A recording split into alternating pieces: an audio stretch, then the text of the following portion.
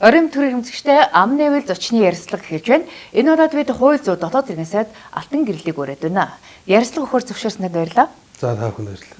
Тэгэхээр өнгөрсөн 7 хоногт улсын хурлын дарга таныг бас ерөнхийдөө хатуухан шүүмжлээд авсан л та нэгдсэн чуулган дээр та анзаарсан юм уу гэдэг. Тий.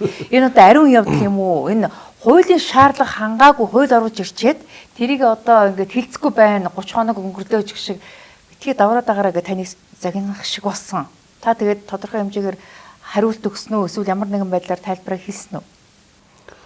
Тэг яг үйл ойлголцтой холбоотой юм байна уу даа л гэж бодсон. Бид бол одоо улсын хурлд өргөн мэдүүлж байгаа засгийн газраас улсын хурлын тогтоолын төсөл, хуулийн төсөлчүүдийн бүгдээрээ судалгаа тавигдах шаардлагуудаа хангаад л өгдөг. Тэгээд тэр дээр үйл ойлголцол байсан юм болоо да. Энэ институт хоорондын ойлголцол байж юм цаашаа явах хэрэгтэй. Тэгэхээр би бол тэр материал дутуу өнтер гэдэг тэр үйл ойлголцол үүссэн байж магадгүй л гэж бодсон. Тэгэхээр та их хурлын даргын шүүмжлэлийг одоо бодиттой биш гэж хэлэх гээд нэ. Өөрөөр хэлбэл одоо таны өргөн барьсан хуулиуд бол шаардлага хангасан хуулиа гэж та өөрийгөө хамгаалах гэж байна. Бидний хувьд бол өргөн барьсан хууль улсын хурлын тогтоолын төслөө бол хууль тогтоомжийн хуулийн шаардлага бүр хангасан л гэж үзэж байгаа. За. Тийм. Улсын хурал дээр бол за тухайлах юм бол одоо ухаан одогтой холбоотой улсын хурлын тогтоолын төслийг өргөн барьсан засгийн газраас. Тэгсэн. 5 толгойн нүүрсний бүлэг орд газрын ухаан одгийн ордтой холбоотой одоо хувийн компани үйл ажиллагаа явуулж байгаа ордтой холбоотой улсын хурлын тогтоолын төсөл өргөн барьсан. За энэ тогтоолын төсөлтэй холбоотой зарим материалууд дутуу байна. Үүнийг нэмж бүрдүүлээ гэдэг шаардлага тавьсан. Тэрнийхэн дагуу бид нар материалыг өгсөн. Тийм. Тэгэхээр бид бол өөрсдийнхөө зүгээс материалаа бүр өгсөн л гэж үзэж байгаа. Тэгэхээр үйл ойлголцол гэхээр магадгүй их хурлын дарга хоёрын хооронд нэг хар муур гүйцэн юм биш үсттэй. Та юу гэж бодож байна? Агуугүй тэр хувь хүмүүсийн хоорондын асуудал яах вэ те? Одоо жишээлбэл өргөн мэдүүлсэн хууль тогтоомжноор улсын хурал хилцхийн өмнө шинжилсэн найруулгын анхдагч хууль дээр дүгнэлт гаргаж байгаа. Улсын хурлын одоо холбогдох ажилтнууд, албан хаагчид дүгнэлт гаргадаг. За энэ хуулийн төсөл дээр юу анхаарах, яах их ингээд. Тэгэхээр энэ асуудалтай холбоотой зүйлүүд байгаа юм болов гэж л ойлгосон шүү дээ. Тэгээд чи ер нь энэ өргөн мэдүүлсэн тогтоолыг утахгүй бас хүлээж авах юм байна, хилцэх юм байна гэдэг ингэж ойлгож байгаа. Ер нь бол улсын хурлын өмнө засгийн газар үйл ажиллагаагаа тайлганадаг. Сайдуудаас боловсруулсан хуулийн төсөл бүх зүйлүүд улсын хурлаар дамждаг учраас бид нар улсын хурлынхаа үйл ажиллагаанд хүндэтгэлтэй хандах хэрэгтэй. Энэ бол нэгдүгээр зарчим. Тийм болохоор их хурлын дарга тэгж хэлэх шалтгаан байсан баг. Тэр дээр нь ямар нэг бидний хооронд одоо үйл ойлголцол юм уу? Ийм ажил хэргийн чанартай зүйл байсан баг л гэж ойлгож байна. За тэгэхээр ухаан удгийн асуудал дээр та өөрөө одоо 30 хоногийн өмнө одоо өргөн барьчаад бүх одоо материалаа бүрдүүлчихэд хахад хилцэхгүй байна гэж та өөрөө бас тийм шүүмжлэл хэлсэн байгаа шүү дээ. Тэгэхээр ер нь зүгээр ухаан удгийн ордын асуудал дээр төрийн хувь эзэмшлийг тэнд тогтоох асуудал дээр та ажил хэсгийг хахалж байгаа гэж би ойлгосон шүү дээ. Тэгэхээр ерөнхийдөө тухайн одоо хөрөнгө оруулагч талтай та бүхэн хэлцээрийн ширээний ард сууж байгаа юу? Эсвэл суух хараахан болоогүй байна уу? Яг асуудлыг ингэж эхлэе. Нөгөө төрд хувь авах биш шүү. Энэ бол улсын хурлын шийдэх ёстой асуудал. Одоо энэ 5 толгойн бүлэг ордын лицензийг стратегийн орд автсан 2007 оны улсын хурлын тогтоол байгаа юм. Энэ ордууд стратегийн ордуудаа гэж нэрлэлсэн байна.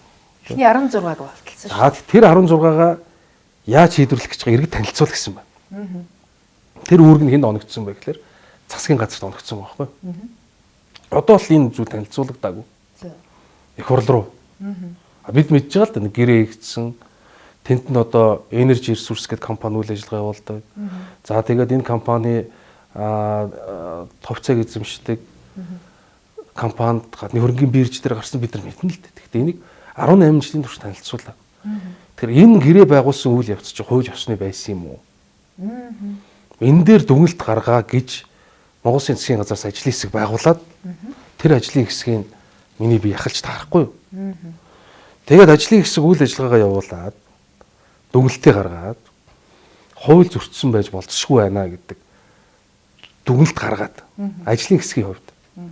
Өөрөөр хэлэх юм бол одоо зарим тэгээд энэ хууль зөрчсөн хэсгийг засгийн газар шийдэхгүй үндсэн хуулийн цэц шийдэн шүүх шийднэ гэдэг. Шат шатандаа шийдэн шүү дээ. Зүгээр нэг хүн ажиллаа хийж явж байгаа төрийн албаа гэгч дээр шалгалт гэж ороод дүгнэлт гардаг үстэй. Тэгдэг. Чи энэ дээр алдсан байна. Үйл ажиллагаа явуулж байгаа аж ахуйн нэгждэр энэ тэндээс очисон татварын ажлын хэсэг гэж очиод дүгнэлт гаргадаг үст. Тэгсэн мөртлөө яг ингээд Монголын ард түмний баялаг болж байгаа стратеги орд газар ярихаар шүүхээс дүгнэлт нь гарна. Цэцээс дүгнэлт нь гаргаж ярих утгагүй. Засгийн газар ажлын хэсэг байгуулсан, ажлын хэсгийг алтан гэрэл халж ажилласан, ажлын хэсэг дүгнэлтээ гаргасан. Тэгэд энэ асуудлаа бид нар улс их хурлд танилцуулах гэдэг. Тэрнээс тэр одоо орд газрын хэдэн хувийг авъя. Эсвэл буцаага төрд авъя бүгдийг гэдэг ч юм.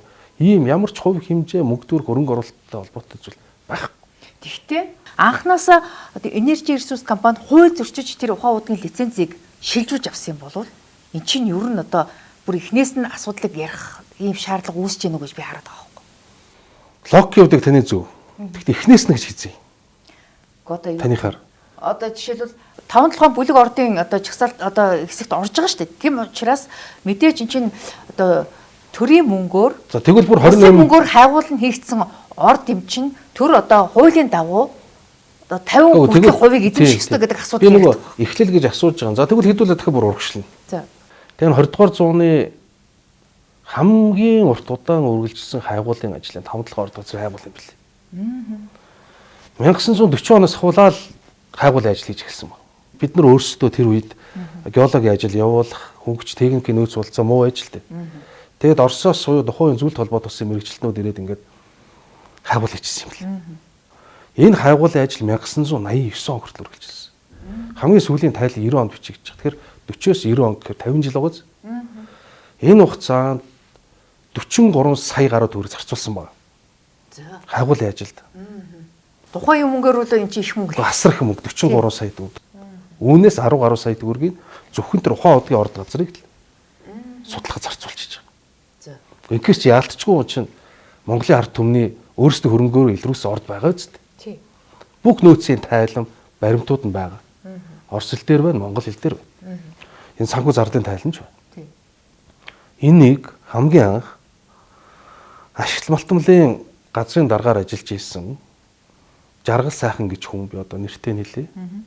Дэ Жаргал сайхан гэж хүн инх цаг гэдэг хүнийг томилсон байна. Кадастр хэлсэн дараа. За. Тэр инх цаг гэдэг хүн лиценз бичээд Mine Info ZBN буюу зохион байгуулалттай нөхөрлөл дараа нь Mine Info KHK болсон. Mine Info гэж компанид хамгийн анх нөгөө монголчуудын 20 дугаар зууны турш одоо нөгөө Орос төлөхөстэй шилжих рубль өр мөр гэдэг баах өр байсан шүү дээ. Тэр өр дөр чил бичигдэж байгаа шүү дээ. 40 гаруй сая төгрөгч. Тэр хөрөнгөөр хагуулсан ордыг цаас үчээд Mine Info гэдэг компани инх цаг гэдэг үг гэсэн. За. Би эхлэл гэж ярил хаашаа ярих вэ гэдэг энэ төр баг. Энд ч одоо хэд оны үйл явдал гэсэн үг? Энэ одоо 1999 оны үйл явдал болж байгаа. 97 гэж магадгүй шүү. Би он дээр нь явж. Ингээд энэ бичигдэж олгоод ингээд цаашаа дамжаал яваад байна. Хүмүүс тойрол дамжаал яваад. Монголын томоохон аж ахуй нэгжүүд, Монгол улсын ерхий сайдаар ажиллаж ирсэн хүний аав ах гэл ингээл энэ лиценз ингээл дамжаад олон дамжаал яваад. Дамжаад зарагдаад явсан гэж ойлгох уу? Юу гэж ойлгох вэ? Тэгээ шилжигдэл тэр компаниудыг шилжээл яваад байгаа. Тэр мэдээж бизнесийн үйл ажиллагаа явж байгаа. Тэгж жагаад энерго ресурс, energy resource гэдэг 2007 оны улсын хурлын тогтоол гарахад 5 толгойн бүлэг орд газарт 3 компани нэр байдаг. Нэгдүгээр 5 толгой хувьцаат компани буюу орон нутгийн 5 толгой, жижиг 5 толгой гэж бид нар ярьдаг ш. Тэр. Тэгээ бүр улсын хурлын тогтоолын хавсралтыг үзвэл energy resource компани Daiichi гэж ингээд. За ингээд energy resource компани нэрээр байж байгааз. Ингээд стратегийн орд газар гэдэг ингээд. Орц. За тэгээд тухайн үед стратегийн орд газар гэж юуг ойлгох юм бэ гэдэг. Ашигт малтмлын хуулийн шинжилсэн найруулга бүх юм дээр нь ингээд стратегийн орд газар гэж юуг ойлгох вэ гişүүд яриадсэн мэд. Нийт дотоодын нийт бүтээгдэхүүний 5% хүртэлх хувийг одоо хувьд хүрэхээр тийм хэмжээний нөөцтэй ордыг стратеги орд. Тийм. Дотоодын нийт бүтээгдэхүүн 5% гэж ярьж байгаа. Дараа нь бас ач холбогдол бүхий энтрүүд үгнүүд нэмэгдээд ингээд өргөн хэмжээний ойлголт болчихсон. Одоо айгүй энгийн. Ерөөс энийг ингээл тойруулаад толгой эргүүлээл хідэн хувьгаал амар гэрээ яриад хууль дүрм элдэн үнс юм яриа толгой ярих шаардлага ерөөсөө байхгүй. Тэр хэсгээ угаасаа ярина. Бид нар ажлын хэсэгч ярина. Ажлын хэсэг ахс хууль зүйн тогтоодыг сайн дэвтж би ярина. Цаасаа тавьж гад ярина. Зузаан цаас тавьж гад ярина. За тэгээд Баяргоон засгийн газрын үед асуудал яригдсан юм. За тэгээд энэ лицензтэй холбоотой асуудлыг яах вэ гэдэг ингээд асуудал яригдчих. За ингээд яригдаад явангуут засгийн газрын уралдааны тэмдэглэл гарч байгаа. Засгийн газраас. За. 5 толгой орд газрын тусгай зөвшөөрлийг буцаан авах асуудлаар буцаан авах гэж хоёр үгийг би зориуд тодруулж хэлье. Буцаан авах асуудлаар гэрээнд гарын үсэг зурх эрхийг үйлдвэр худалдааны сайд хэн 10 хөд олгов гэж. Тэмдэглэл албан ёсоор цаасаар гарсан. Ингээд эргэж тэр буцааж яаж авсан бай гэдэгт эргэж танилцуулга байхгүй. Засгийн газар улсын хурлд болон байнгын ороодод хийсэн танилцуулга байхгүй. Ингээд тэр гэрээ хийгдээ явчихж. За энэ дээр нэг юмыг бол зориуд хэлнэ. Нэг байр суурийг бол одоо ажлын хэсгийн ахлагчийн хувьд би барьсан. Хэвлэлийн урал дээр ч хэлсэн. Одоо ч тэр байр суурин дээр. Энэ дээр аж ахуй нэгжийг буруутгах нь гэхээсээ илүү төр өөрсдөө асуудлаа яаж шийдсэн бэ гэдгийг харах хэрэгтэй. Харин тийм л. Нэгд бичгсэн лиценз дамжаа явж байгаа. Тэгвэл яагаад иргэд танилцуул гэсэн сайд нь иргэд танилцуулдаг юм бэ? Буцаан авах асуудлаар гэсэн иргэд танилцуулдаг юм бэ? Сайд нь. Яагаад энэ тухай улсын хурлын холбогдох байнгын ороо улсын хурлд мэдэгддэг юм бэ? Аж ахуй нэгжүүд, компаниуд бол ер нь бүгд нэг зорилготой. Ашигын төлөө. Ашигын төлөө, ашиг олох хэрэгтэй. Тийм. Ашигын төлөө л явж байгаа. Төртөө хилцэл хийн үү, өөр компаниудтай хилцэл хийн үү? Компани аж ахуй нэгж бизнес бол ашиг олохын төлөө хилцэл хийн. Энийг харж энийг мэдж зохицуулж хуулиа баримталж явах үүрэг нь өөрөө төрд баг. Тийм ч учраас энэ удаа засгийн газраас улсын хурлын тогтоолыг өргөн барихтаа хилцэл хий гэж. Тухайн аж ахуй нэгжтэй хилцэл хийя гэдэг эрхий болж байгаа гэж. Ааха. Өөрөөр хэлэх юм бол 2007 оноос хойш энержи ресурсын одоо өнгөрсөн 17-8 жилийн хугацаанд ухаан удагт оруулсан хөрөнгө оруулалтын хэмжээг нь тооцож жагаад хоёр тал хилцээрийн ширээ яар суугаад магадгүй төр тодорхой хувийн эзэмших шаардлагатай хуулийн дагуу гэх юм бол тэр одоо хувьд нь одоо ариалтаар юм уу эсвэл хөрөнгөний мөнгө нүгээр тооцож буцааж хохирлыг барагдуулах асуудал яригдах уу? Гэхдээ одоо тийм деталь асуудлыг бол одоо ярихад ихтэй. Гэхдээ бид нар бол ерөөхдөө зарчим мэдж байгаа шүү дээ. Энэ нэг ойлголт байгаа шүү. Би зориуд хэлээд одоо зарим хүнтэй зөрчилдөд байгаа. За. Одоо нэг ийм мэрэгэн цэцүү гарцсан. Газрын дор байхдаа баялаг бишээ. Тэрий чи хаагаад ухаж гаргаж ирээд баялаг болд юм аа. Тэгж яриад байгаа шүү дээ. Гэж ярьж байгаа. Тий. Гүдгааш энэ Монголын ард түмчин яндаж оршихуй далай шиг яасан баян нутаг вэ гэж эх орноороо бахархаж баялагаараа бахархаж худлаад болж ирсэн юм. Тийм байхгүй шүү дээ. Газрын дор баялаг байна. Лиценз гэдэг цаас бичээд өгч байгаа биз? Тий.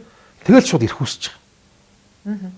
Хувийн өмчийг болж хувирч. Тэгээ шууд тэр дээр мөнгө босгох. Тий. Хөрөнгө оруулалт татах. Хаагуул хийх. За цаашаа бүр ашиглалтын болох бүх ирэх үсэж байгаа. Ирэх гэдэг чинь өөрөө баялаг өөрөө мөнгө шүү. Газрын дорох баялаг бол үндсэн хуулиараа ард түмний өмч байх ёстой байтал нэг лиценз гэдэг цаасаар дамжуулаад тэр чинь хувийн өмч болж хуураад байгаа юм шүү гэдэг асуудал. Тий. Лиценз гэдэг цаас байж болно. Болно. Тэгвэл цаас өгөөл шууд баялаг болж ирэх үсэж штэ. За энэ дор алт байгаа. Чи ингээд мөнгө олоод энэ алтыг ингээд олборлог үл тэр чи цаасаа барьж аваад мөнгө босгоно үстэ. Тэгэхээр ирэх олгоол шууд баялаг болж эхэлж байгаа юм. Гаргасан гаргаагүй. Одоо болохоор манайх юуг тайлбарлаад нэхэр хөрөнгө оруулаад мөнгө оруулаад гаагаад олоод гаргаад ингээд гаргаад ийш яваад ачуулаад мөнгө олохоор энэ баялаг. Үгүй шүү дээ. Энэ бол баялаг. Тэгэхээр би маш энгийн зарчим байлаа. Энэ баялаг юм бол энэ биднийх юм бол манай эх орны үндсэн хуулиар олгогдсон бидний баялаг юм бол энэ ард түмчин л оногдох ч ёстой шүү дээ. Гэхдээ тэгэд ард түмэнд оногдох эсхийн бага ард түмэн буюу төрийн эрх барих дээд байгууллага улсын хурлаар шийдэх ёстой шүү дээ. Хэрвээ улсын хурлаас энэ дэр хилцэлийг шаардлагагүй зөв явсан байна гэж үзвэл ард түмэн ингэ шийдэж чинь, их хурл шийдэж чинь гэл хүлээгээд авчих шүү дээ энэ асуудлыг. Тэгэхээр өнгөрсөн одоо 17-8 жилийн хугацаанд яагаад нэгч засгийн газар, нэгч их хурл энэ асуудлыг огт сөхөж тавихгүй тагчиг болчихоо. Магадгүй энержи ресурс компани одоо лоббид автсан уу гэдэг юм хардлага байна л да. Гэхдээ үеийн засгийн газар өөрсдийнхээ чиг үүрэг зүйлийг хэрэгжүүлээл явж исэн баг. Одоо юу гэдэг өмнөөс нь засгийн газруудын талаар тэр муу энэ сайн гэж хэлж чадахгүй. Гэхдээ нэг юмыг сайн мэдчих. Манай Монголын улс төрд манай Монголын төрд нөлөөтэй хид хідэн томоохон компаниуд байна. Энэ компаниуд дандаа уул уурхаас suurтай. Дандаа уул уурхаас suurтай. Ерөөсөө энэ улсад чинь асар их мөнгөтэй болж байгаа хүмүүс хаанаас бий болж байна? Уул уурхаас л мөнгөтэй болж байна. Тэгчээд иргэд загнаал газрын өрсөн дор баялаг байдаггүй. Энийг чинь гаргаж ирэх гэж бид нар зовж байгаа юм. Та нар юу ч мэдэхгүй байна гэж угаагаал. Нэлээ олон хэсэг нь тэрийг дагаж угаагдаал. Гэхдээ ер нь бол гээл үндэсний аж ахуйн нэгж. Үндэсний аж ахуйн нэгж байх хэрэгтэй. Томоохон компаниуд байх хэрэгтэй. Төр ерөөсөө энэ компаниудынх нь нуруунд дээр тогтож байгаа, бизнесийг нуруунд дээр тогтож байгаа. Бүгд мэднэ шүү дээ. Тэгэхдээ цэрэн сээжиндээ бөөрн бүксэнтэй гэдэг шиг төр нь яг өөрийнхөө үйл ажиллагаа хийгээд аж ахуйн нэгж байгууллагууд нь ашигын төлөө үйл ажиллагаа явуулж байгаа ёстой. Төрийн нэг том үүрэг байна. Төр гэж институц үндсэн үүрэг бол нийтлэг эрх шиг үндсэн хуулиар заягдсан ард түмний эрх шиг л хамгаалах үүрэгтэй. Энэ үүргээ л хийж. Тэгэхээр өнгөрсөн хугацаанд энэ одоо Energy Resources компани болон тэр одоо хууль зүйн сайд хооронд одоо байгуулсан тэр гэрээ маягийн зүйл одоо алга болцсон их хувь нь олдохгүй нэг чинь тань тэгээд одоо хуулбар нь олдсон юм уу? Та яаж одоо энэ асуудлыг гаргаж алга болцсон гэдгийг мэдсэн юм? Гэхдээ яг энэ чинь засгийн газрын хэрэглэх газрын архив гэж байна. За засгийн газрын хэрэглэх газар аль бисаар хандсан байхгүй. За үйлдвэр худалдааны яам одоо эц баялаг хүчний яам бай, уул уурхай яам бай. Тэгээд энэ уул уурхай яам руу хандлаа байхгүй. Ашигт малбарын тий чинь доор нь байж байгаа шүү дээ. Эрдэс баялагын яамны доор байгаа. Агентлаг нь тэнд байхгүй. Гэхдээ яг үүндээ бид нар жишээлбэл их хурлаар өгөхдөө Energy Resources компаниас ажлын хэсэгт хүсэлт ирүүлсэн. Ийм нөхцөл байдлын бол бас гэрээ хийсэн шүү. Та ингээд байхгүй гэдэг энэ чинь бидэнд байна гэдээ нотариотор баталгааж уулсан. Ингээд гэрээ уулзалтын тэмдэглэлийн хуулбар ирүүлсэн. Тэгээ бид нар байгаа хамгийн одоо хүчинтэй баримт Energy Resources компаниас ирүүлсэн нотариотын тамгатай тэр баримтаа л бид нар одоо барайл явж байна. Тэгэхээр одоо асуудлыг улсын хурлд оруулах гэхээр эн чинь хуулийн шаардлага хангахгүй байна гэдэг их хурлын дарга загнаад байдаг. Тэгэхээр та бүхэн одоо асуудлаа яаж шийдвэрлэх гэж чинь дараагийн алхам юу вэ? Гэхдээ одоо тэгээд асуудал хэлцэх байхаа. За. Тий би бол тэгж бодож байгаа. Их хурлын дарга ч гэсэн тав өгөөд бид өргөн барьчих байхаа. За. Тэгээд давраад ах юм бол энэ асуудлыг чи хэлцэхгүй буцаач шүүгээд бас нэлээд ширүүхэн дуурчсэн тий би бодсон. Тэр энэ Монголын ард түмний баялагтай холбоотой зүйлийг буцаахгүй гэдэг. Тэр хэлцэхгүй гэдэг зүйл их хурлын даргын мэдэх зүйл бол биш. Энийг бол харин яаж шийдэх үү гэдэг нь улсын хурлын үүрэг. Тэгэхээр та чинь бас ингээд дөнгөж сонгогдоод удаагүй байхдаа одоо хөрөнгө хураах тухай хуулийг бас санаачлаад бас нэлээд хил амд өртөөд шүүмжилд өртөөд байсан л та. Тэгэхээр таны энэ хуульч одоо яг ингээд шударгаар бизнес хийгээд одоо хөрөнгөтэй болсон хүмүүсийг бас давхар хилмигдүүлчих вэ гэсэн ийм болгоомжлол хардлагыг дагуулж байгаа л да. Та ямар тайлбарлах вэ? Гэхдээ над нэг ийм таарах жишээ юм доо. Гэхдээ нэг юм санаанд ороод байгаа юм. Нэг дайм болохоор энгийн номхон иргэдийг тойрол зогсоож дунд нь сэргээ нуудаг шиг. Манай энэ хөрөнгө мөнгө хураалгачихгүй гэж айж байгаа нөхдүүдийг гаргасан нэг юм яриад яваад байгаа. Ингээд энгийн иргэдийг хөрөнгийг хураачих юм бол дээр нэг уулзалтан дээр сонгогчтой суулж дээр нэг сонгогч бохимдчихлээ. Ер нь над бол хураалгач хөрөнгө алга гэж. Годоо байсан ч тий хураал хөрөнгөтэй хүн байсан ч 50 л байх юм. Тэгэд ер нь би гишүүн болж удаагүй сая яриад байгаа юм биш л дээ. Би одоо нэг жилийн өмнө таны нэвтрүүлэгт ороод ярьж исэн. Тэгээд нөгөө чи одоо тэгээ хийгээчтэй гэдэг шиг байр суурин дээр очиж байгаа. Улсын хурлын гишүүн болцсон. Хууль зүйн дотоод иргэн сайд болцсон. Нөгөө ярьсан юм чи хаана байна гэдэг байр суурин дээр очино. Би сонгуулиар сонгогчтой амлсан. Угаасаа миний сүүлийн 4 жил ярьж байгаа юм. Миний сүүлийн 5 жилийн судалгааны сэдв. Тэгээд ерөөсөө Монгол улс энэ хуулийг батлахгүйгээр өөдлөхгүй маань л гэсэн. Одоо энэ нийтийн албан тушаалтны хууль бус хөрөнгийг хураан авах. Нөхөн төлөвлөх. Анхдагч хуулийн төсөл. За би ягаад энийг хэвлэсэн бэ гэхээр одоо анх удаа олон нийтийн мэдээлэл хэрэгслээр харуулж байна. Хуулийнхаа төслийг, үзэл баримтлалын, судалгааг, гадны орнуудын жишээ. За тэгээд бүх төрлийн судалгаа, шалгуур үзүүлэлт. За тэгээд дүгнэлттэйг нийлээд ингээд бусд хуулиудтайгаа яаж явцлах вэ гэдэг ингээд бүтэн ном гаргачих.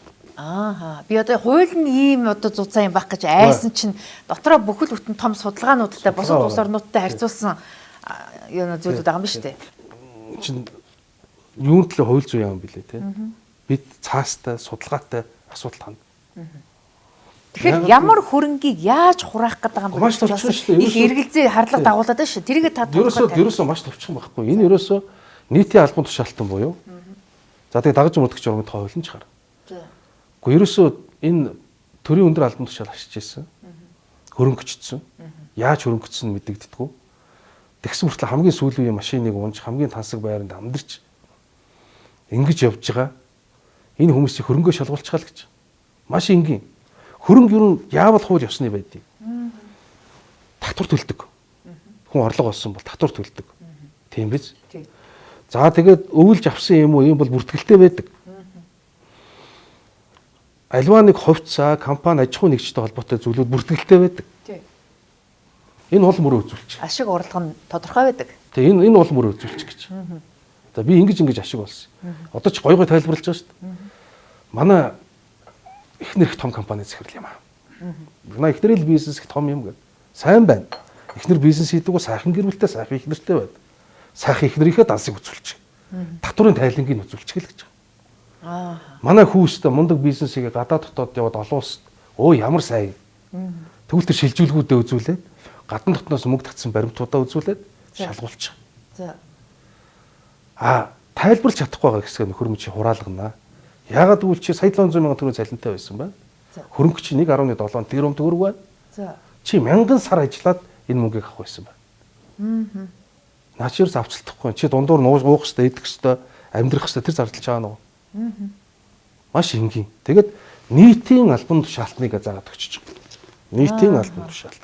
Тэгэхээр магадгүй наад хуулиас ч болоод одоогийн 126 гишүүн болон тантай хамт нэг танхимд сууж байгаа сайд нар ч гэсэн магадгүй хөрөнгө орлогынхаа мэдүүлэгт тусгаснаас гадуур хөрөнгө хураалгачих вэ гэсэн ийм бухимдалтай айдастай л яваан байна да. Тэгэхээр таны над хууль дэмжигдэхгүй байх магадлал өндөр байна. Би бол гайгүй бас бодоод байгаа. Манай сая сонгогдсон 126-гийн чинь 80 гаруй шин сонгогдсон шүү дээ. Тий. Тэгэхээр энэ хүмүүс чинь сая л нийтийн албан тушаалтан болж байгаа байхгүй юу? 9 сарын өмнө. За.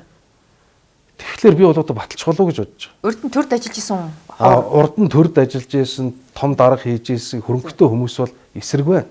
Тий. Энэ бол ойлгомжтой. Хин тэгээ зүг-зүгээр хийж байгаа юм оруулахыг хүсэх юм тиймээс. Тэг л ахтаа да. Гэхдээ ерөнхийдөө магадгүй тухайн одоо 20 жилийн өмнө одоо олсон тэр хөрөнгийнх нь одоо баримт гүйлгээ дансанд байхгүй ч гэх юм уу тухайн үед ч одоогийн шиг энэ дансанд ил тод байж чаддгүй л байсан шүү дээ. Бэлнээр ингэ солилцдог ийм л нөхцөлд байсан шүү дээ. Тэгээ тийм байхыг үгүйсгүй тэгвэл тийм тохиолдолд яах вэ? Тэгээд энэ хууль дээр бүх арга замаа нийцсэн ба. За. Өөрөө нотлох баримтуудаа гаргаж өгөө чадахгүй бол нотлох баримтуудыг ингэж цуглуулж өгөөч гэж гаргасан ч болно. Гэхдээ нэг юм байна. 20 жилийн өмнө татвар авдаг байсан. 30 жилийн өмнө татвар авдаг байсан. Ер нь. Дээрээс нь чи хөрөнгөний шилж төлөвлөгөө гэж байна.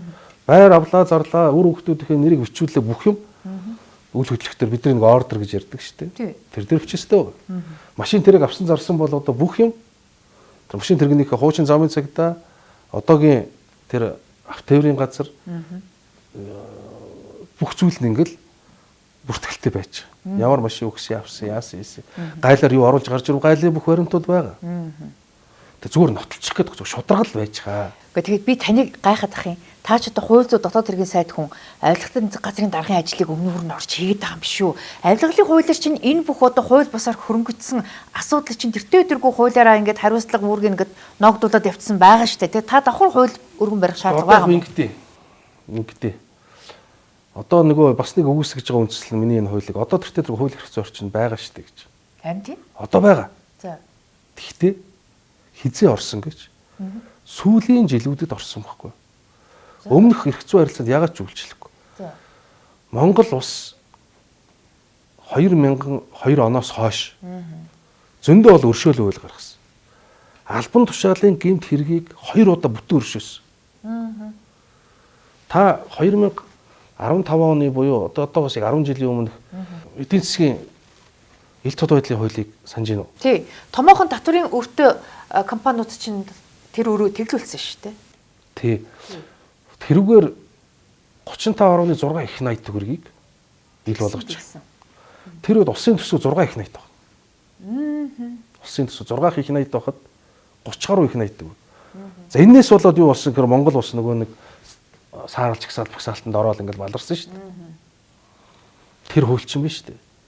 Ямар хууль вэ гэхлээр татвар нийгмийн даатгалын үрийг чөлөөлсөн хууль байхгүй юу?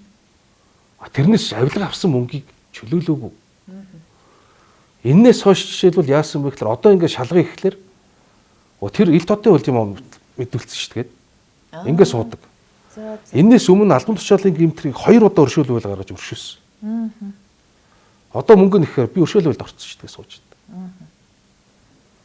Тийм учраас өөрөөр хэлбэл яг өнөөдөр үлдгэсэн гэмт хэрэгт хууль байгаа. Өмнөх харилцаанд хууль байхгүй байхгүй. Тийм байна л да. Одоогоос чинь 2 3 жилийн өмнө үлээ дээ. Одоо ингээд эрүүгийн хуулийг өөрчлөхдөө авилгалын хуулийг үлээ ямар ч гэсэн авилгал албан тушаалын хэргийг бол одоо тэгэж өршөөхгүй гэдэг ийм хуулийн залт оролцсон шүү дээ. Тэгэхээр хууль эргэж үйлчлэхгүй учраас энэний өмнөх 10 20 жилийн өмнөх одоо гэмт хэрэг дээр бол тооцогдохгүй. Зөндөө хүмүүс өршөөлд орцсон байхгүй. Тэгээ зүгээр явуулсан. Тийм байна. Хараа айгуу дээрлэх одоо ингэдэж штэ. Нөгөө хулгай мод очиж явж байгаад нэг зээл 130 31-т мод очиж явж байгаа баригдах юм бол тээврийн хэрэгсэлтэй нь хураана гэж. Тэгдэг. Тэ? Тий. Тэгвэл авилгал авсан нөхдүүд ягаад өршөөгд мөнгөтэй номд явуулчих. Логик байхгүй юу? Тэгэхээр одоо энийг аавна гэвэл Монгол улсад хууль байхгүй. Ердөө 14 хоногийн өмнө Transparency International буюу манай нэг авилгын төсөөлийн индексийг бид нар хараад байдаг. Энэ олон улсын байгууллагын тууцын гишүүн ирж манай хууль зүйн яам дээр уулзалт хийлээ. За. Тэгээ бид нар санаачилж байгаа хуулиуд энэ авилгын эсрэг санаачилж байгаа хуулиуд зөндөө юм хэллээ л тэгээ. Манай хүү ярианы төгсгөлд бол нэг өгүүлбэр хэлж байгаа. Та нар наад хуулиа батлахгүйгээр танаа ус авилгатай тэмцэхгүй шүү. Чадахгүй байна. Дүнэлтээ хэлж байгаа байхгүй. Хэдийгээр эрүүгийн хуулиа чангалаад авилгалын хуулиа сайжруулаад байгаа мөртлөө манайх ч одоо сүүлийн 2 3 жил хэл авилгалын индексээр дандаа ухраал ингээд хоошоо ер нь үзүүлэлт нь муудаад яваад байна шүү дээ. Тэгээ сая 2 сард нэг 7 байр урагшилсан. Уузаа. Манай. Гэхдээ яг тэр нь манай оноо хിവэрээ. Манай өмнөөс улсууд муудаад тэгээ манайх урагшилсан. Сайндаач биш юм биш үү? Тэг одоо хിവэрэ байгаа сайн ч юм уу одоо мэдэхгүй те. Ямар ч муудаагүй. Энэ жил бол муудаагүй. Ямар ч байрандаа байсан юм. Тэгээ энэ 2 сард бол муудаагүй те. Оноо бол байранда. Байр бол урагшаага. Тэгэхээр авилгатай тэнцэх газрын даргаыг сая улиран томилох үеэр ер нь өнгөрсөн хугацаанд одоо хууль бусаар олсон хөрөнгүүдийг нэлээд олон тэр бумаар нь хураасан. Тэр тусмаа хилийн чамдад одоо ингээд хууль бусаар олсон хөрөнгөө офшор дансандаа нуусан ч гэдэм үү хөрөнгө болгоод ингээд тэнд ингээд одоо хураацсан асуудлыг ч гэсэн одоо тодорхой хэмжээгээр хурааж эхэлж байгаа гэдэг асуудлыг ярьсан. Гэхдээ тэнд чинь бас ингээд томоохон үйл хөдлөл хөрөнгүүд байгаа шээ. Тэрийг чи яаж хураах юм? Гэхдээ тэр чинь бол одоо ингээд авилгатай тэмцэх газрын сүүлийн жилүүд хийж байгаа үйл ажиллагааны үр дүн байгаа байхгүй. Тэр чинь хураах зүйлээ хураана шүү дээ. Тийм. Миний энэ хуулийн төсөл бол 2002 он хүртэл буюу Монголын улс төр нэг цэвэршил гэж. За одоо ингээд сонгуул болно. Ер нь тойрог сонгуулийн үеэр мөнгөний хүчин зүйл асар чухал болдог. Тэр төрүүлээд энэ хуулийн зохицуултгүй байдал болоод өөрсдийн албан тушаалыг хувьдаа ашиглаад мөнгөтэй болсон нөхдүүд чинь ингээд улс руу захиалж энэ хэн гишүүн болох юм, хэн сайд болох юм. Тэгээ энэ юмнаас чинь нэг салгаж авахгүй бол дарга цэрэг нарын төвшөнд нэг рестарт хийя. Хэн ингээд хууль бусаар хөрөнгөчнийг мэдж авъя. Тэр хэсэгтээ хариуцлага тооцъё. Тэгээд юу урагшаа явъя гэсэн зүйл байна.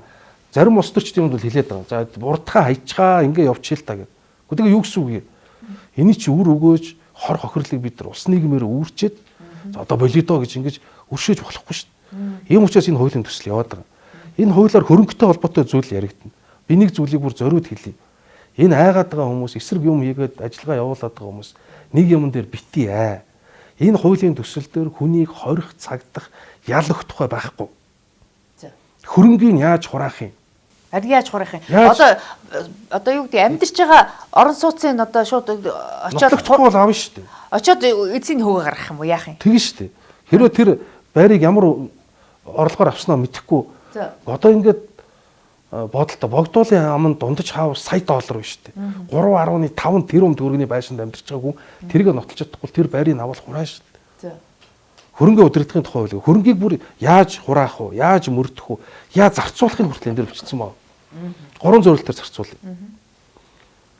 Шүгэл үлээсэн буюу авилгын гэмт хэргийг мэдээлсэн дэр хүмүүсийн хөрөнгийг мэдээлсэн хүн бол мэдээлэгчид урамшуулна уу? Боловсрал зарцуулъя.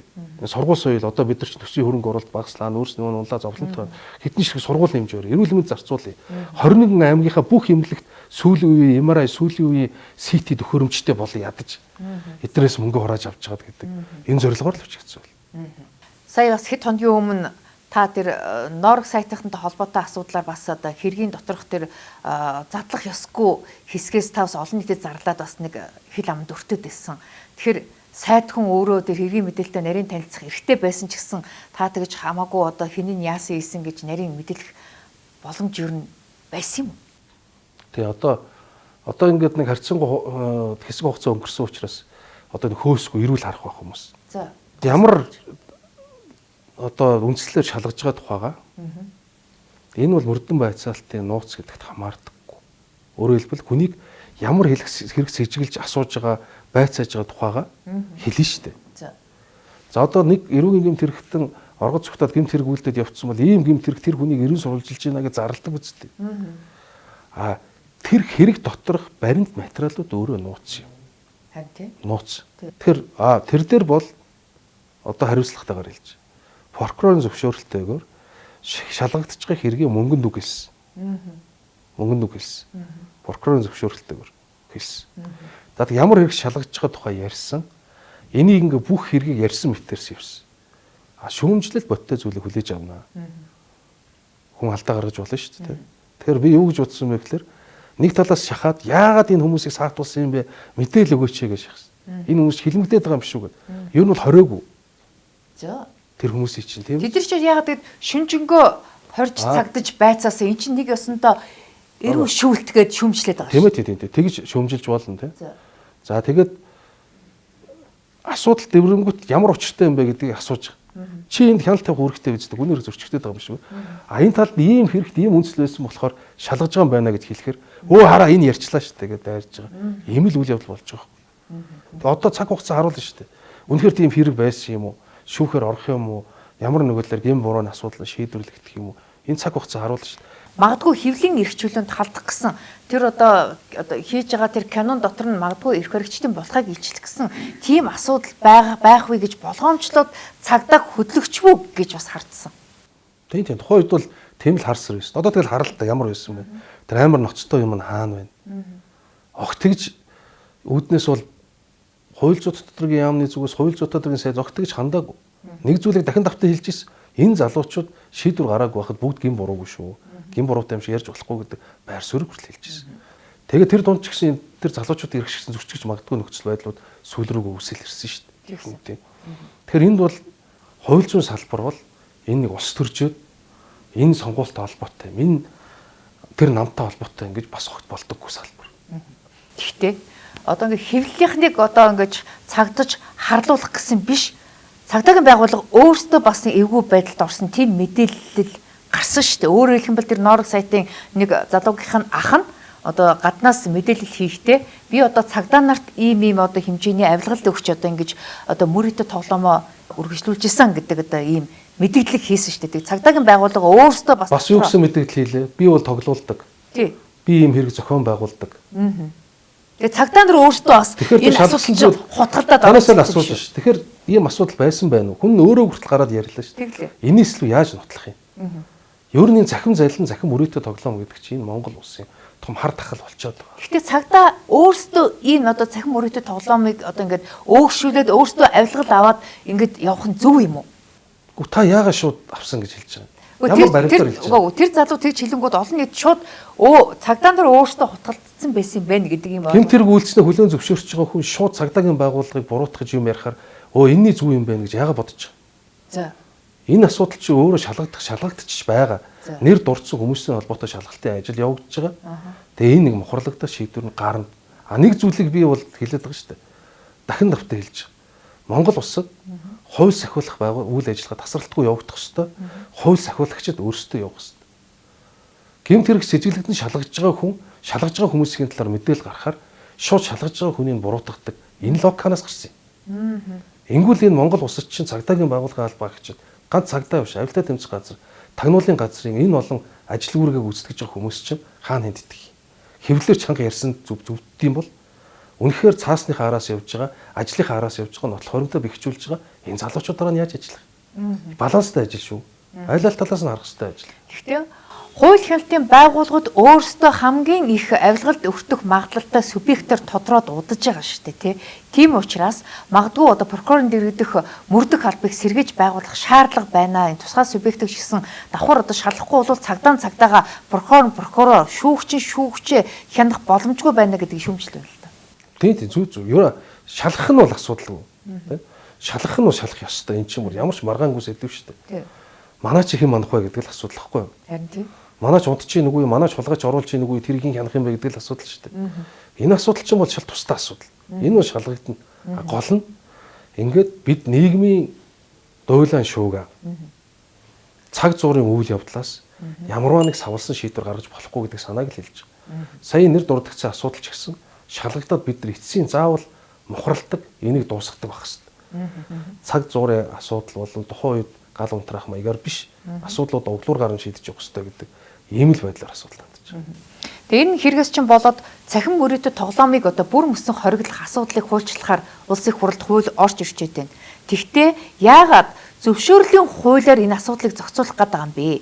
Зөвшөөрлийн хуулийг дагуулад эрүүгийн хуулийн өөрчлөлтийг оруулж ирэхдээ бас хүний эрх зөрчих гэсэн ийм асуудлууд бас оруулаад ирсэн байна гэсэн шүүмжил гараад байна л да. Тийм тэгэхээр ерөөсөө хууль тогтоомжийг үзэхээр альва нэг хуулийг дагалдуулаад өөр хуульд нэмэлт өөрчлөлт оруулж болдог. Нэгдүгээрт хууль ус зүйл огт байх. Хоёрдугаарт би хууль зүйн төдрийн сайдын ажлыг аваад сар гарны дараагаар цагдаагийн ерхий газрын дарга сүхболтыг дуудаад цахим залилантай холбоотой цахим мөрөөдө тоглоомтой холбоотой эсрэг тэмцлээ эрс эрчимжүүлж ажиллаа. Тэгээд ингэж ажиллахад хууль зүйн төдрийн яамны зүгээс бодлогын зүгээр дэмжих юу байна гэдэг ингээд үүрэг даалгавар өгсөн. Одоо интернетэд байж энэний хүрээнд цагдаагийн байгууллага энэ онлайн покер, онлайн мөрий энэ тоглоомнуудтай маш идэвхтэй тэмцсэн. За энэ дундуур нь гэтэл хамгийн их үнийн дүнтэй хамгийн их валют гадагшаа гаалддаг монголчуудын айл гэрийн амьдралыг өгөө болгож байгаа OneXBet буюу спорт бооцоо гэж зүйл гарч ирсэн. За ингээд асар хэмжээний мөнгө урсгал гардаг. Хэдэн 100 саяар тооцогдох мөнгө гадагшаа урсдаг. Бараг 4-500 гаруй тэрбум төгрөгийн хохирол яригдсан баха. 4-500-аас одоо их болсон шүү. Их болсон шүү. Өчнөө айл орон гэргүй боллоо. Амьдрал ахуй сүрлээ. Гэр бүлүүд саллаа. Зарим нэг хүмүүс амиа орлоо шүү. За ийм асуудал гараад хахад Монгол төр зүг зүгээр за одоо яах вэ гэж сууж болохгүй шүү. Тэгээд засгийн газрын хэрэглэх газар дээр манай учрал сайдаар ахлуус ажил хийсэ гараад зөвшөөрлөл нэмэлт өөрчлөлт оруулъя. Үүнийгээ дагалдуулаад эрүүг болд өөрчлөлт оруулъя. Хурдан шийдийгэл өргөн барьсан тэр хамгийн хурднаар өргөн барьсан тэр. За энэ асуудал дээр эренгүүтэл хаагуурын бүүмэд ил далд баахан лобби яваал. Асуудал ингээд удаашраад ингэсэн. Бие даасан хуулийн төсөл боловсруулаад өргөн барих эрх нь гишүүдэд нэртэйдэргүй нээлттэй байгаа шүү дээ. Нээлттэй байгаа. Хамгийн хурдан арга хэмжээ авах арга нь энэ юм байна гэж үзэл хуулийн төсөл өргөн барьсан ингээд хилцүүлгэн шидэнд очиод ингээд гаццсан байдалтай одоо ингээд байж байна. Тэгэхээр дараагийн асуудал бол мэдээж шууд одоо хэвлэлийн эрх чөлөөний хуультай холбогдож байна. Тэгэхээр энэ хууль одоо улсын хурал дээр одоо ажлын хэсгийн төвшөнд яригдж байгаа бах. Засгийн газрын зүгээс ер нь ямар санал өгч байгаа вэ? Тэгээд засгийн газрын зүгээс хууль зүйн төдрийн яамны зүгээс хэвлэлийн эрх чөлөөний хуулийг боловсруулсан юм аа. Төрөнд нь одоо 2-3 удаа хилцэх гээд бутсан хууль. Тэгсэн. Олон хүчин зүйл нөлөөлд юм байлээ. Манай хэвлэл мэдээллийн салбарынхны өөрсдийн дотоодын байр суурьны зөрөлдөө хамгийн их нөлөөлд юм байна лээ. За. Тэгээд тэгээд ус төрчдийн ч өөрсдийн зарим нэг байдал нөлөөлөл ингээд буцчаад байсан юм байна. Бид нар 6 удаа хилцүүлэг хийгээд сэтгүүлчдийн дунд гэхэд 4 удаа гадны байгууллагуудтай 2 удаа хилцүүлэг хийгээд маш удаан ярилцж хагаад хэвлэлийн эрх чөлөөний тухай хуулийн төслийг өргөн барьчаад. Тэгэхээр хэвлэлийн эрх чөлөөний хуулийг бол ерөнхийдөө сэтгүүлчдийг ажиллаа хийснийхэн төлөө эрүүгийн хуулиар ялалдаг энэ одоо байдлыг л одоо өөрчлөөсөө гэсэн юм хүлээлт үүсэж байна. Энд одоо хүлээлтэнд хүрэхээр хууль болж чадсан уу та юу гэж харж байна? Энэ өөрөө бас өөр асуудал. Илт худал мэдээл тарах гэдэг гэмт хэрэг байна. Гүтгэхт оромжлох энэ гэж хуучин байсан аваа хийсэн шүү дээ. Одоо эрүүг үйл дээр илт худал мэдээл тарах гэмт хэрэг гэж байна. Энэ ганц манай эрүүг үйл дээр байдгүй шүү. Манай эрүүг үйл дээр харин ч нэг 500 сая төгрөгийн торгуулийн ялтай хэрэг байна. Гэхдээ илт худал мэдээл тарах гэж юу юм бэ гэдгийг бид нар хэвлэлийн эрх чөлөөний тухайд оруулж өгч байна. Өөрөлдвөл аль нь худал илт худал мэдээллийн аль нь эндүүрэл ташаарлын сэтгүүл зүйн төрлүүд юм гэдгийг бид нар ялгаж өгөх юмыг харин энэ хуульд бол бид нар оруулсан шүү. Гэтэ илт худал мэдээлэл хэрвээ тараасан байх юм бол энэ эрүүгийн хуулиар уу, зөрчлийн хуулиар уу, иргэний хуулиар уу ямар хуулиар нь зохицуулах гэж байгаа юм? Одоогийн Монгол Улсын хуулиар бол эрүүг хуулиар л явж байгаа шүү дээ. Бид нар бол эрүүгийн хуультай холбоотой зүйл биш. Энэ өөр хэвлэлийн эрхчлөлийн тухай хууль учраас эрүүгийн хуульд байгаа илт худал мэдээлэл гэдэг нь юу юм бэ гэдгийг л бид энэ тодруулж өгч байгаа. Гэхдээ энийг заавал эрүүгийн хуулиар илт худал мэдээллийг зохицуулах ямар шаардлага байна? Зөрчлийн хууль, иргэний хуулиар одоо юу гэдгийг маш өндөр хэмжээний торгуулч юм уу тавьж болдгоо юм уу? Нэр бүхий гишүүд энийг өөрчлөлийг төгсөлбөрөөд явж байна л. Тий. Лодо самбуу гишүүн. Тэгэл одоо самбуу гишүүн энийг төслөөрөөд явж байгаа гэж ойлгосон тий. Одоо олон жил яг сэтгүүлчдэд гэдэг юм уу тий хэвлэл мэдээллийн байгууллагуудад одоо энэ эрүүгийн хуулиар шийдэгдэх ёсгүй гэдэг концепц гардаг ярьдаг хүмүүс байгаа. Би бол маш олон жилийн турш энэ бол эрүүгийн хууль хэцүүгээр эрүүгийн хуулиар хамгаалагдах хэрэгтэй гэсэн байр суурин дээр байсан хүн. Яагаад гэвэл ямар олон хүмүүс хизээч нөхөгдөж баршгүйгээр өөрийнхөө нэр төрийг гутаалгаж өөрийнхөө ганц нэр төр шүү дээ. Үр удам нь үрч явах нэр төрийг элдвэр гутаалгаж гүтгүүлж доромжлыг амсч явсан гэж та бодож байна. Та руу өмгөөлөгч байсан хүн энэ асуудал дээр би өмгөөлөгч байсан би. Гэхдээ би дандаа энэ байр суурин дээр байдаг. Би 5 саяын гар утснаас хүний алдаа нар дандаа илүү гэж үздэг. Хүнийг гүтгэж бичиж айл гэрийн амьдралыг хооронд нь салгадаг. Хүнийг амиа орлоход хүргэдэг. Энэ муухай нийгмийн ёс журмыг дороотуулдаг энэ гүтгэлгийг эрүүгийн хуулиар шийдэгдэх ёстой гэж би өөрөө бат итгэдэг. За яг хоо таны байр суурь одоо эсрэг байлаа ч гэсэн асуудал улсын хурал дээр хууль яаж одоо батлагдахаас хамаарна. Тийм. Их хурал дээр яваад хэрвээ энэ бол эрүүгээр биш байна гэж үзвэл хуулиа биелүүлээ л явна. Эн чинь хууль биелүүлэх бид нар үүрэгтэй шүү. Тэгэхээр их хурлын гишүүдийн шийдэх асуудал. Сая их бол зөвхөн миний байр суурь. За мөн энэхүү хуулинд хуулийг хэлцгүйгээр засгийн газраар хэлэлцээд ганц миний биш засгийн газрын уралдаанаар хэлэлцээд засгийн газраас өгсөн аль биесний байр суурь. Тэгэхээр одоо бас эрүүгийн хэрэг хянан шийдвэрлэх тухай хуулийг өөрчлөхөөр асуудал яригдж байна. Тэгэхээр энэ дэр бол хүний эрхийг сайжруулах тал руу нь одоо асуудлыг оруулж ирсэн гэж хараад байгаа шүү дээ. Тийм. Монгол Улсын хурлаас ч өмнө энэ асуудалд анхаарал хандуулад Улсын хурлын тогтоол гаргаад эрүүгийн хэрэг хян шийдвэрлэх ажиллагаанд энэ хүний эрхчлөлөг ханг гэдэг үүрэг өгөгдсөн байсан. Ерөөсө хүн ингээд асуудалд орлоо хэрэг төгс шалгаглаа гэдэг бол хүний амьдралын эрх зүйн хувьд хамгийн эмзэг үе байдаг. Хүн өөрөө хуулиа мэдэхгүй бол хүн өөрөө тэр төрөөс явуулж байгаа үйл ажиллагаанд яаж оролцохоо мэдэхгүй бол хамгийн эмзэг үе нь байдаг. Энэ үед юу нөмөрлөдгөө гэхлээр өмгөөлөгч нөмөрлөн. Гэтэл нөгөө хамгаалж байгаа хамгаалагч буюу өмгөөлөгчийн эрх зүйн байдал сул дор олон жил явж ирсэн. Би өөрөө өмгөөлөгч байсан. Би прокурор загнуулаад өрөөнөөс нь хөөгдөжээлаа.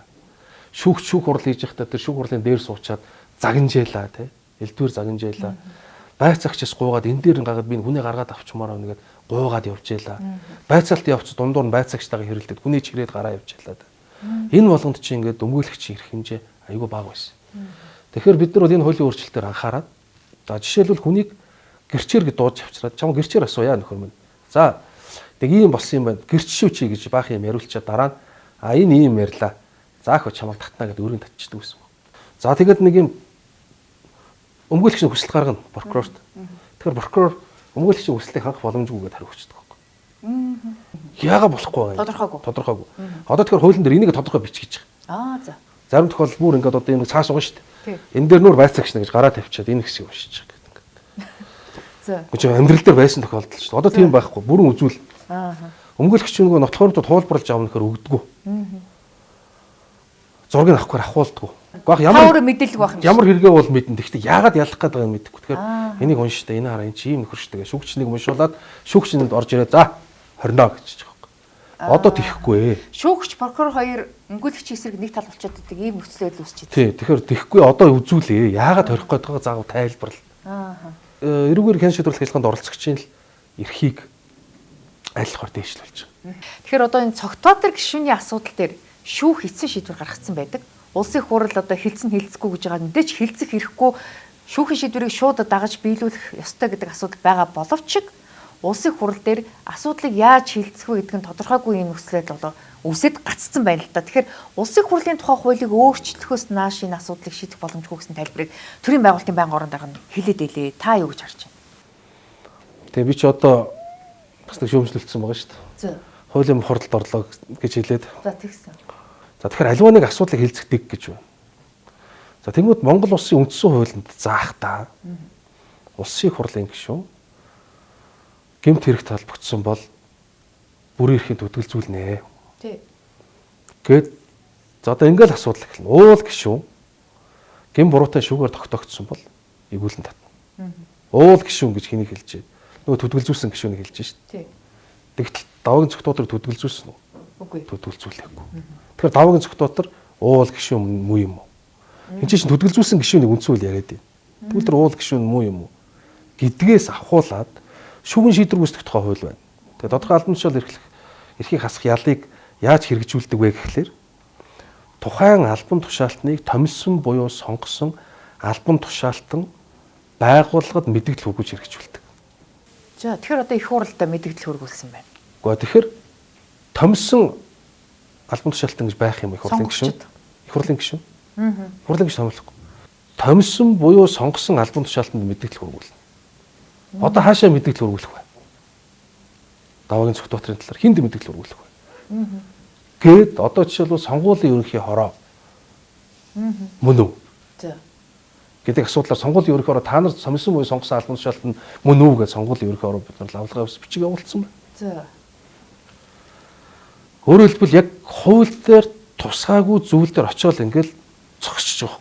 Энэ асуудал бол жишээлбэл одоо урд өмнөх парламентын үед одоо гэмт хэрэгт холбогдож исэн гишүүдүүд ихэвчлэн эхлээд тухайн гишүүний халдшгүй дархан байдлыг одоо төдөлцүүлж ээж дараа нь шүүхээс шийдвэр гаргадаг гэсэн бол энэ удаад их хурлын гишүүн болцсон хойно шүүхийн шийдвэр процедур явсаар хагаад эцсийн шийдвэр нь гараад тэр нь одоо төдөлцөх асуудлаас өмнө гарсан учраас ийм шинэ нөхцөл байдал үүсчихэд ингэж хараад байна л тийм.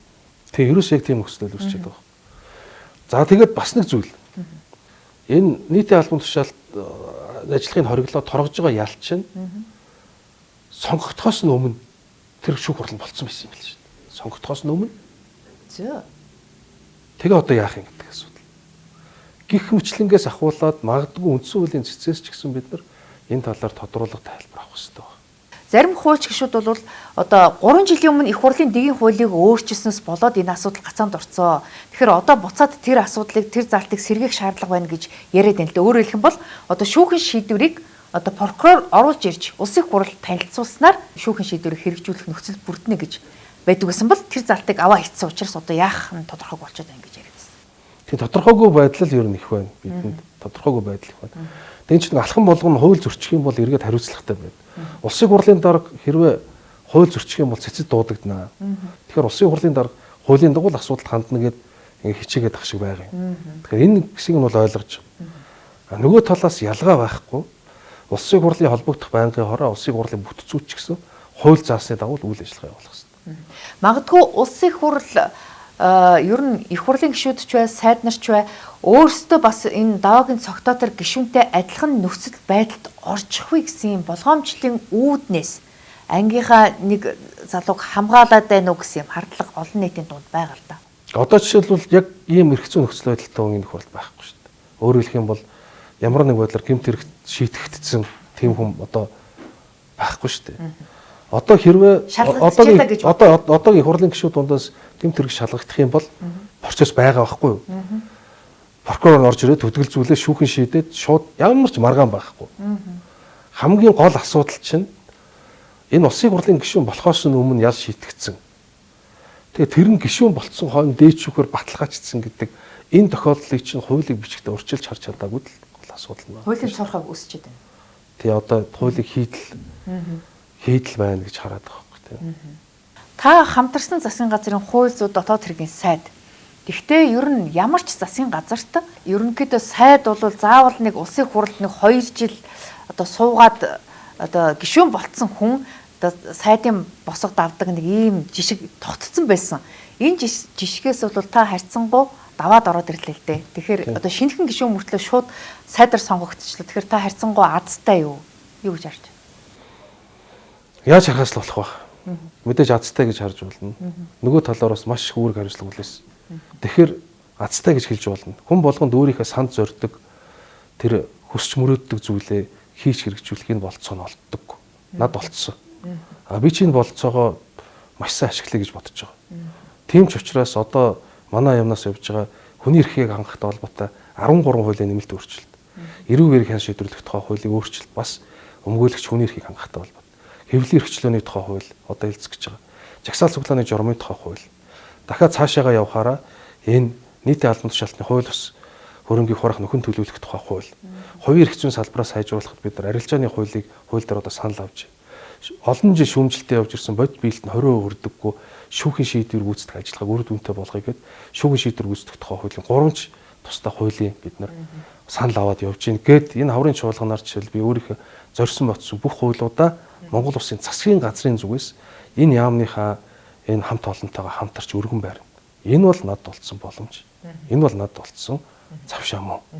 Тэгэхээр ерөнхийдөө шин сайд нар ирэх болгонд бол ингээд төрийн албан хаагчдыг бужигнуулаад өөрийнхөө намын харьяал юм уу найз нөхдөр ингээд дүүргчдэг штеп. Тэгэхээр та харьцангуй өөрийнхөө багийг авчирсан уу? Хэр зэрэг халаас илгээ хийсэн? Халаас илгээ гээд юм ер нь баг явагдсан дөө. За яг өөрсдийн ажил төрлийг хүлээлгээд өгсөн, ажил онхорхой байсан зарим нэг ажлын байрууд дээр хүмүүс томилсон. За тэгээд хууль зүйн салбар бол ус төржиж болдоггүй, нэг ялангуяа намын нүдээр харж болдоггүй салбар. Ийм ч учраас аль болохоор салбартаа мэдлэгтэй боловсралтай энэ хүмүүсийг томилох бодлого баримталж байгаа. За гендрийн хувьд хууль сахиулах байгууллагын удирдах түвшинд бас эмэгтэйчүүдийг төлхөө дэмжиж ажиллах ёстой гэдэг асуудлыг тавьж байгаа. Хууль сахиулах үйл ажиллагааны үндсэн зарчим нь хүний эрх чөлөөг дээдлэх явдал шүү гэдэг юмыг байнга анхааруулж байгаа. Тэгэхээр хууль сахиулагчид өөрсдөө авилгалаас ангид байхын тулд одоо хангалттай цалин орлоготой байх ёстой гэдэг асуудал олон улсын хэмжээнд тийм зарчим байдаг. Гэтэл манай Монголын хууль сахиулах байгууллага цагдаа нар бол ер нь тун бага цалинтай хэвээрэл байгаад байна л да. Энэ асуудал дээр нийгмийн асуудлыг та яаж шийдэх вэ гэдэг дээр бодож байгаа зүйл байна уу? Гэхдээ байлгүй яг одоо бид нар шийдвэр үүсгэх байгууллагын ажилтны одоо зарим албан хаагчдын зэргийн нэмэгдлийг олох асуудлыг ярьж байна. Оны өмнө манай Бямцах цайд битээр хамтраад хэл хамгаалах байгууллагынхаа албан хаагчдын онцгой нөхцөлийн нэмэгдэл, цалин өснөхийн нэмэгдлийн асуудлыг шийдвэрлэсэн. За оны сүүлээр бас цагдаагийн байгууллагын албан хаагчдаа нэг удаагийн тодорхой хэмжээний мөнгөнд тусламж олохтой холбоотой асуудлуудыг шийдвэрлэсэн. Цаашдаа одоо төсөв ярилцах үеэр энэ цалин хангамжтай зүйлийг ярьж л таарна. Яг үнэнгээс бид бол зүгээр тангараг өргүүлээл өргөсөн тангарагт нь бариулаад энэ залуучуудыг галын гал руу түлхээл ус руу түлхээл ингээл явж шít бид нар. Тэгэхээр бид нар эргээд энэ хүмүүсийн ажиллах нөхцөл нийгэм баталгаатай холбоотой зүйлийг ярихаас арга байхгүй. Сайдын цалин боломжийн түвшинд очсон байх гэж хараад байна л да. Лав их хурлын гишүүдийн цалин бол лав 40-50% нэмэгдсэн байгаа харагдсан. Тэгэхээр сайд нар их хурлын гишүүдээс арай илүү авдаг юм байл шүү дээ, тийм? Гүү. За сайд нар бага авд юм байл. Би ч их хурлын гишүүний цалин авч үзээгүй. Яагаад? Шууд сонгогдсон учраас. Гөө нөгөө сайд нар томилогдсон. Тангараг өргөд. За. Тэгээд 2 сая орчмоор бага авд юм байна гэж ойлгосон сайдууд. Сайд нар юу гэсэн үг давхар дээлтэй харин ч 2 саяар илүү байх гэж би харсан шүү дээ. Байн 2 сая орчмоор дутуул авдаг юм байлээ. Тэгээ би бас асуудал тавих гэж л байна. За. Ядаж их хурлын гишүүнийхээ цалин авъя гэдэг асуудал ярьж л. Тэгээ яг хүн ярил энэ шуналтай л гэх бах. Одоо хүн ажил хийж байгаа хүн чинь бусд хүмүүстэйгээ ядаж адилхан цалин авъя гэдэг асуудал би бас ярьж хөндийл гэж бодож. Тэгэхээр урд нь та өмгөөлөгчөөр ажиллаж байхдаа бол хангалттай орлоготой байсан байх. Одоо ингээд сайдаар ажиллаж байгаа учраас та өмгөөлөгчөөр давхар ажиллах боломжгүй учраас таны цалин орлого буурсан гэж ойлгох уу? Цалин орлого буурсан шүү дээ. Би одоо юм хөрөнгө хургай хуулиус хөрөнгөө тайлгна гэсэн юм ярьж иж өөрөө ингэж нэг цалин орлого ихтэй тэр нэмэгдсэн байвал би ямар нүрээрээ тийм ярих. Миний өмгөөлөгч хийж исэн үеигээс хэд дахин буурсан. Ер нь орлого бол. Одоо хувийн тэр одоо хууль зүйн зөвлөгөөний төв билүү фирм байсан. Тэр маань одоо огт тийм байхгүй. Тэр одоо тэгээд ашиг сонирхлын зөрчилч болно. Огт тийм хуулийн компани ч байхгүй. Ер нь бол ингээ хөрөнгө орлогын мэдүүлэг ингээд албан тушаалтад өгдөн шүү дээ. Би сонгуулиас өмнө өгсөн. За өнгөрсөн жил гэхтэл төлсөн татвар матурын хэмжээ энэ төр харуул ямар хуу хэмжээний тэр чинь нэг хагас жилиг байгаа шүү дээ. Орлого олж ирсэн харагдах баг. Би бол хаанч хинээс ч чичдэггүй. Одоо өөртөө өнөөдөр байгаа хөрөнгөнөөс ягаад гэвэл бүгдийг би татвараа төлж хүн намайг хизээ нэгэн шалгаж магадгүй хуулийн шүү дээ би. Бүх юмээ татвараа төлж шударгаар явсан учраас өдөр шөнөгүй хөдөлмөрлж олсон учраас харин энэ их хурлын гишүүн болсноос хойш бүх зүйл маань яг үнэн шударгал явах ёстой. Цалингаа оронгууд би бас нэг тодорхой хэмжээний зээлтэй. Тэрнийхээ яг сарын төлбөрт би бүгдийг шилжүүлдэг. Тэгээд манай эхнэр бас ажилт хийдэг. Ингээ би тэр ингээ явж байгаа. Хөрөнгө орлого бол буурсан. Таны ингээ сайд болсноос хойш таны одоо нэг салбарт ажиллаж исэн найз нөхөд намынхан ч юм уу одоо энэ хамтарсан засгийн газарт байгаа зарим гишүүд сайд нар ч гэсэн танаас янз бүрийн юм гуйлт ирчлэг авахта энэ одоо жишээлбэл цагдаа прокурор шүүхтэр ингээд энэ асуудал дээр дэмжиж өгөөч, энэ асуудал дээр ингээд намайг ингээд томилоод өгөөч ч гэдэг юм уу, янз бүрийн гуйлт ирж гинөө. Ирж байгаа. Одоо тэрийг худлаа яриад би тийм сонсдгоо мосдгоо гэдэг юм байхгүй. За. А яах вэ, зүгээр яг нэг нүг хэлэхэд бол нэлээд олон хүнийг жон гомдоож байгаа. Уучлаарай боломжгүй. Төрийн албаны шаардлага хангахгүй байна. Энэ албан тушаал дээр өөрөө хийж чадахгүй боломжгүй гэж хэлж. Ер нь бол нөгөө тус болсноосоо илүү юм татгалцснаасаа болж нэлээд олон гомдоож их шиг юм өөрт бол ийг л мэдрэгдэж байна. Найз нөхдөд ч үгүй хэлсэн үү? Одоо найз нөхөд бол хамгийн түрүүнд үгүй гэж хэлж чинь. Найз нөхдөд юм чи ойлгох ёстой шүү дээ. Хүний найзлын бол ойлгох ёстой шүү. Тэгээ тантай муудад уухайсан найз нар байж л байгаа бах та. Байгаа. Харин ч зүгээр хар хэлгийн ч юм уу юм хэлэх чи хэцүү байдаг шүү. Найз нөхдөд юм уу автаа хамаатан садан өөрийн ойр дотны хүнд бол нэг ихэд амар байдаг шүү. Тэгээ гомдсон хүмүүс байна. Тань руу ингээд залгахаар дандаа холбогдох боломжгүй гэдэг ийм юм дээр тавьчихад байгаа юм л да. Тэгээ тантай холбогдохын тулд заавал одоо хэвлэлийн төлөвлөгчөөр чинь дамжуулж одоо харьцаж явах жишээтэй. Тэгээд би маш их гуйлд ирж байгаа юм байна да. Их зовлонтой байгаа юм байна да гэж ойлгосон байхгүй юу? Яг гуйлтнаасаа илүү ерөөсөө ямар зав байхгүй. Ер нь 9 цаг гэдэг тэртээ ярихад эртэрлээ гэдэг тооцогдно. Үзээ. Тэгээ сая одоо жишээл өнгөрсөн амралтын өдөр дээр ихтэл бид нар энэ ухаадагтай холбоотой баримт бичгүүд дээр 2 өдөр яамн дээр бүтэн сууж ажиллаа. Амралтын өдрүүд гэдэг чинь хуулийн төслөө ярихад хийж байгаа юмнуудыг ярихад хамгийн аятайхан цаг хугацаа байдаг. Тэгээ амжуулаад хаяа бас амралтын өдрүүдээр тааруулаад сонгогчд руугаа очино, тойргийнхонтойгоо очиж уулзсан. Би ч бас үүрэг хүлээцсэнгүй тайлангаа тавина гэдэг ингээд ерөөсөө завгүй бол уцаар ярих зав бол үүндээ ямар ч завгүй л байна. За ингээд биднэрт зав гаргаж ярилцлага өгсөн танд баярлалаа. Ингээд бидний ярилцлага ингээд дуусч байна. Ингээд хууль тогтоох байгууллагад хийдэлгүй, цоорхоогүй, зөрчилгүй хууль оруулах асуудал бол цэвэр одоо хууль зүйн яамны хариуцлагын асуудал байгаа. Тэгэхээр энэ ажилд тань амжилт хүсье. Ингээд таны цаашдын ажилд амжилт хүсье. За баярлалаа. Тэгээд бас жилийн дараа танаа нэвтрүүлгээр орж одоо бэлгшээж байна. Тэр үедээ би ингээд нэг ийм төсөл би санаачилмаар байгаамаа, ийм зүйл хийгэмээр ингээд мөрөөдлөө яриа суужсэн бол өнөөдөр ямартайч ингээд цаасаа гаргаад засгийн газрын уралдаанаар хэлэлцүүлээд их хуралдаа өгчөд хэлэлцүүлэх хэсгээ шийдвэрлэх гээд сууж гин. Тэгээд таны ерөөл бат сайхан оршихолтой байна. За баярлалаа. За манай удаагийн ам нэвэл зочны ярилцлагаар хууль зүйн дотоод хэргийн сайд Алтан гэрэл оролцлоо. Анхаарлаа хандсан сонсогч таханд баярлалаа.